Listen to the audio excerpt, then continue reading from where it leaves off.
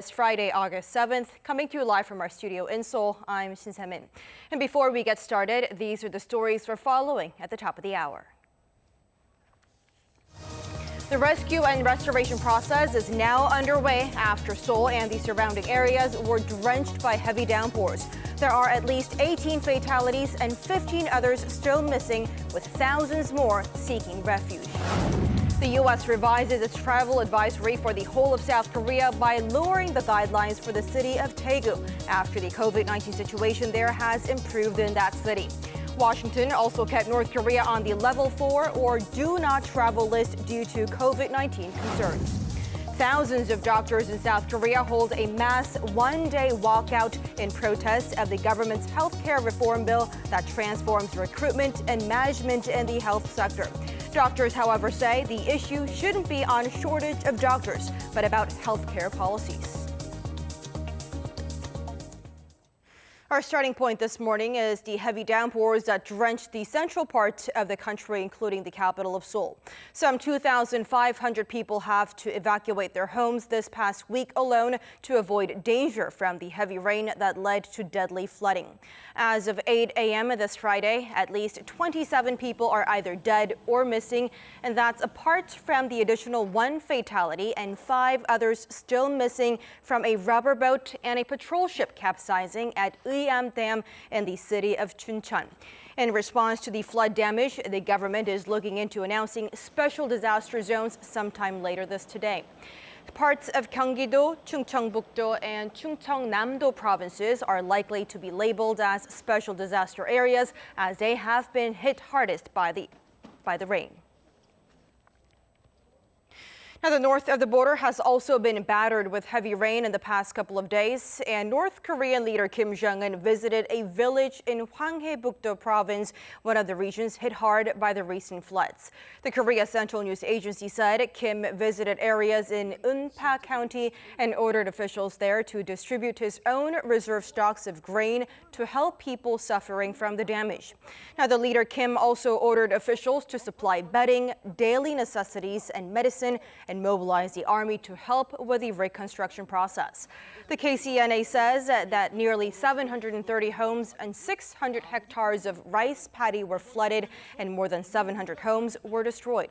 Still, no casualties were reported. The World Health Organization says the global economy will recover faster from the COVID-19 pandemic if a vaccine, once ready, is shared fairly with everyone around the world. Our Kim Dami with the details. A global economic recovery will speed up, but only if a COVID-19 vaccine is made available to all as a public good. This is according to the WHO Director General, who says vaccine nationalism helps no one.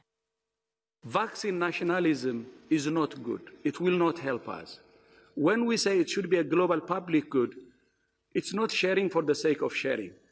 It's only because it has advantages. For the world to recover faster, it has to recover together.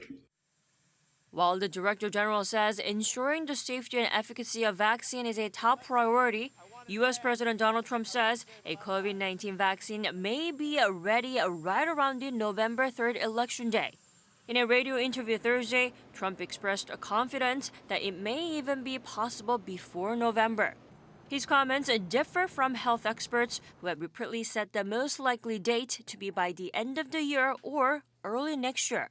While hopes for a successful vaccine remain high globally, the world has reached yet another grim COVID-19 milestone, the total number of cases topping 19 million as of Thursday. This comes just about 7 months after the WHO reported the very first case on the very last day of 2019. The death toll is at more than 711,600. And after more than 4 months, the U.S. State Department on Thursday lifted its advisory warning its citizens against traveling overseas. Ending the highest level of travel advisory on Thursday, the State Department said health and safety conditions are improving in some countries and possibly deteriorating in others. Kim Dami, Arirang News. And after more than 4 months, the United States has placed all of South Korea under its second top-tier advisory of reconsider travel advisory. The U.S. State Department on Thursday lowered its travel advisory level for the city of Daegu from its do not travel list following the COVID-19 outbreak in that city earlier this year. While pointing to overall improvements in the country like school reopenings, North Korea still remains included on the do not travel list. But this time, the reason is given as due to the COVID-19 crisis.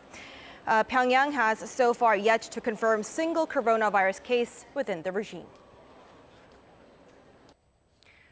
Thousands of trainee doctors here in South Korea have begun their planned one-day walkout, despite the government's repeated calls for them to reverse their course. Now, they are holding outdoor protests, give blood, and conduct policy debates from 7 a.m. to 7 p.m. on this Friday. Now, the planned strike has sparked concerns that it could paralyze the country's healthcare system as trainee doctors who mostly work in essential fields such as intensive care units, surgery, and emergency rooms will join in.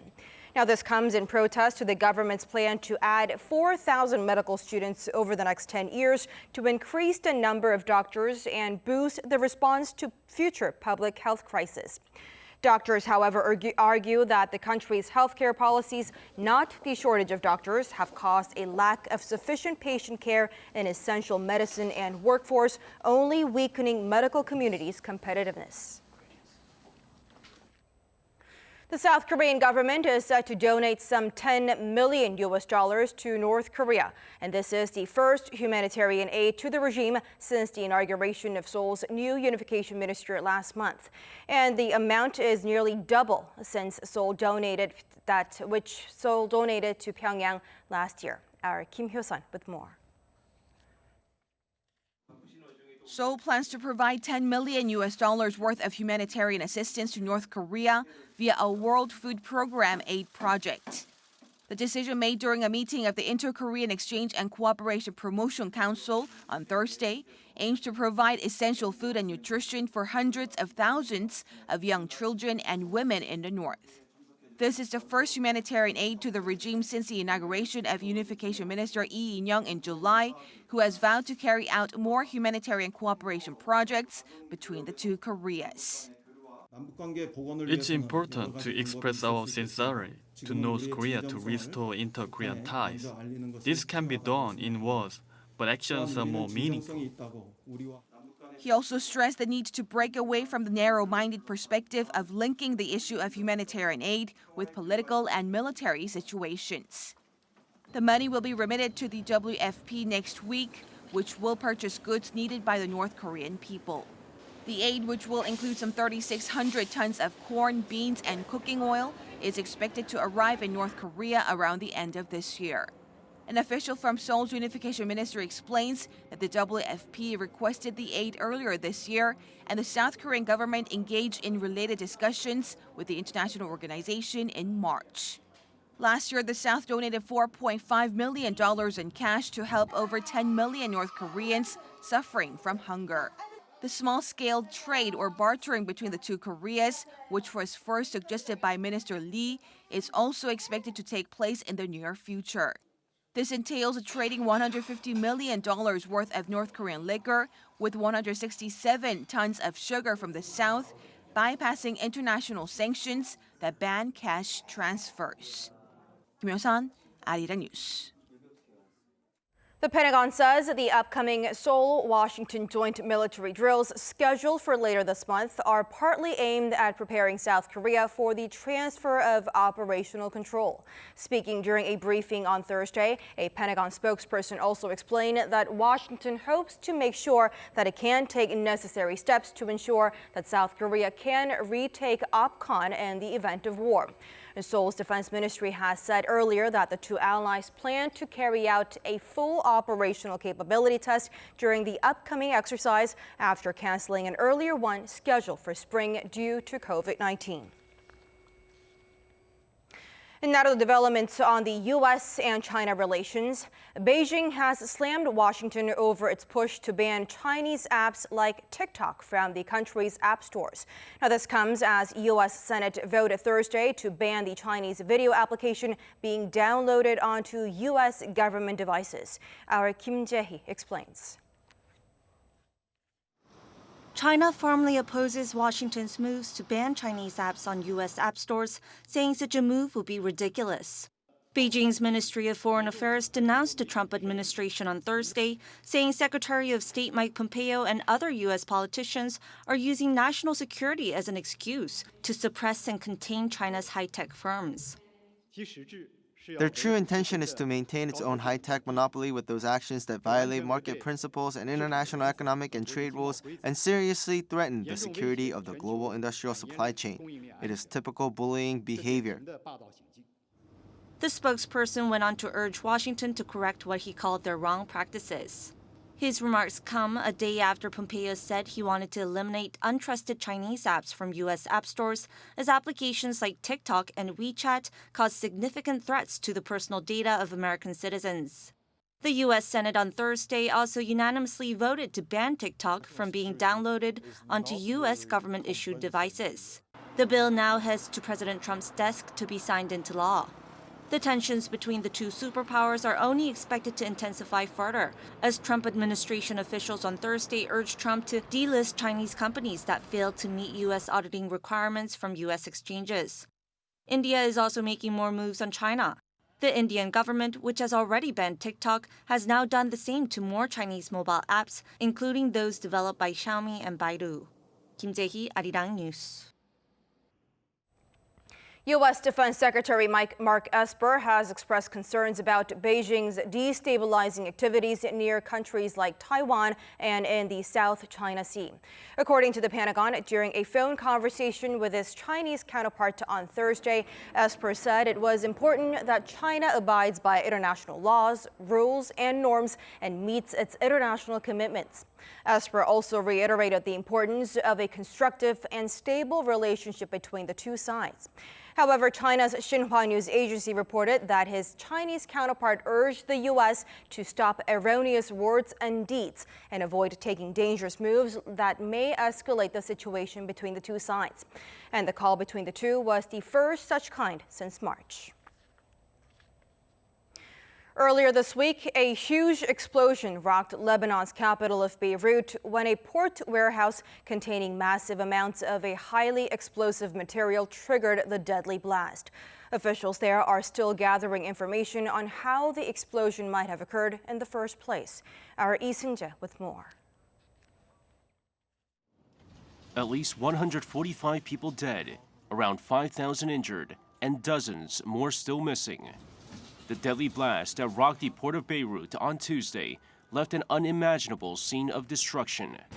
While the cause of the blast is still being investigated, some answers might be emerging.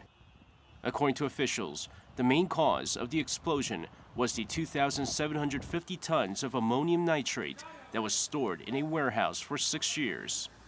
However, according to a local media and a security source, welding work being carried out on a hole in the warehouse caused a fire, eventually triggering the deadly blast. The U.S. Embassy in Beirut has released a statement advising people to wear masks and stay indoors due to reports of toxic gases being released in the explosion. The material that caused the deadly blast is ammonium nitrate, a common industrial chemical used mainly as fertilizer. It's also one of the main components in explosives used in mining. While it's not explosive on its own, it can ignite under the right circumstances. Explosions can release toxic gases, including nitrogen oxides and ammonia gas. While condolences have rolled in from around the world, French President Emmanuel Macron paid a visit to Lebanon and promised aid to the blast-stricken nation. He added that a fully transparent international investigation was needed, and the Lebanese government must implement economic reforms and stamp out corruption. Lee Seung-jae, Arirang News.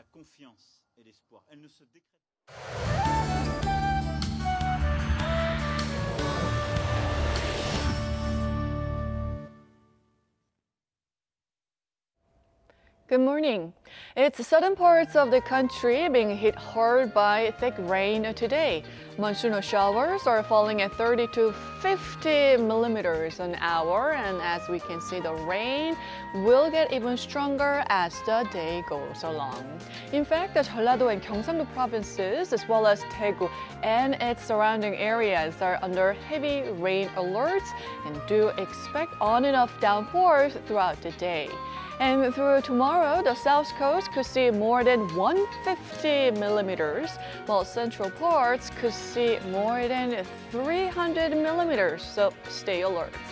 Well, it's Ipchu today, which means the beginning of autumn according to the East Asian calendar. And daily highs for today will be in the mid-20s for most parts of the country, while Jeju remains under a heat wave advisory at 33 degrees Celsius this afternoon. Nationwide rain is in store this weekend, and rain will continue through next week in central regions with the chance of a typhoon approaching the Korean peninsula. That's Korea for you, and here's the international weather for viewers around the world.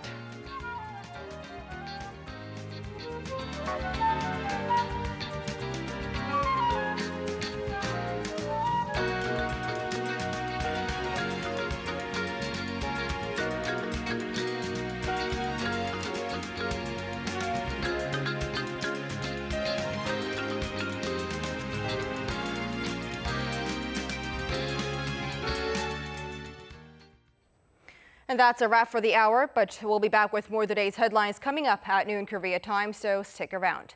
Thanks for watching and goodbye.